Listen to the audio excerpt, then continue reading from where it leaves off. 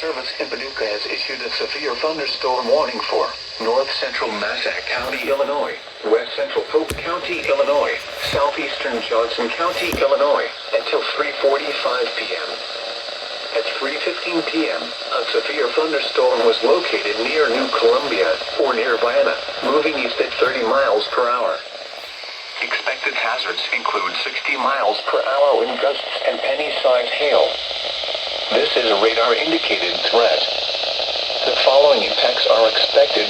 Expect damage to roofs, siding, and trees.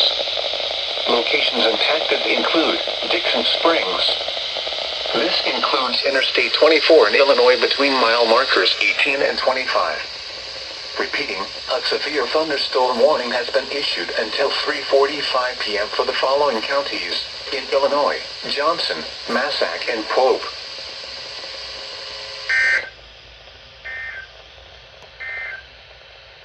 A severe